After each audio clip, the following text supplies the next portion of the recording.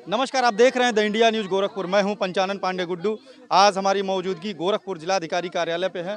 यहां पे कुछ मजदूर संघ के लोग और आशा कार्यकर्ती हैं और कई संगठनों के लोग हैं जो अपने धरने को लेकर जिलाधिकारी कार्यालय पे ज्ञापन देने आए हैं। इनसे जानते हैं कि इनका मामला है क्या। आप लोगों का मामला क्या है?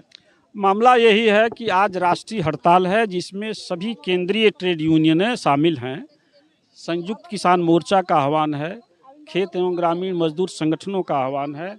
मांग मुख्यतः 3 है। पहली मांग यही है कि जो भारत सरकार ने अभी 4 श्रम संहिता बनाया है वह मजदूरों के लिए नया गुलामी का दस्तावेज है, जिसमें कार्य दिवस 8 के बदले 12 घंटा है। वेतन और सेवा शर्तें सब पूंजीपति तय करेंगे।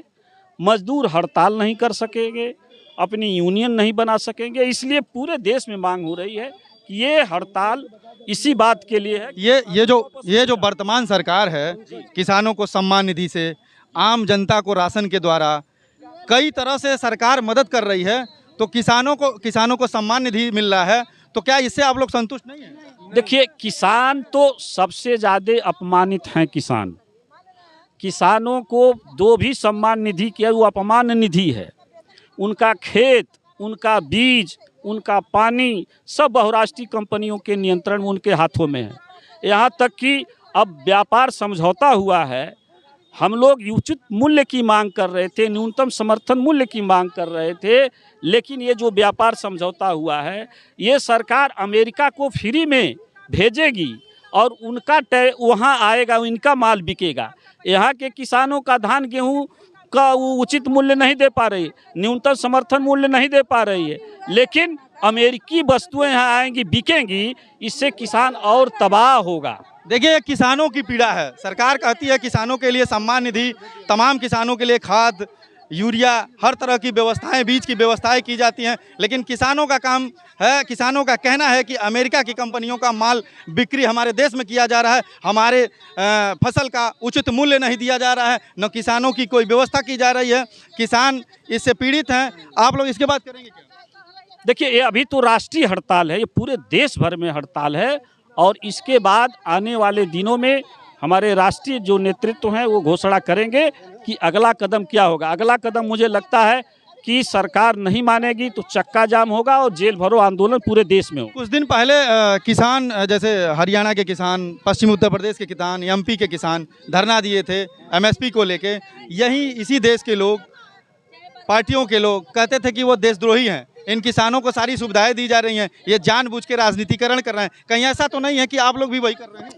नहीं, देखिए, ये तो इस सरकार में कोई भी अगर तर्कशील बात करेगा, संविधान की बात करेगा, लोकतंत्र की बात करेगा, देश की राष्ट्रीय एकता अखंडता की बात करेगा, विभिन्नता में एकता की बात करेगा, उसको सरकार ये देशद्रोही कहेगी।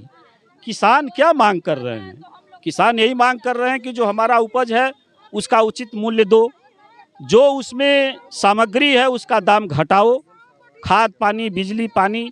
अब नहर की सारी व्यवस्था चौपट है, नहरें पूरी देश में, प्रदेश में पूरा चौपट है, सिंचाई व्यवस्था पूरा चौपट है, सरकार उसको ठीक करे।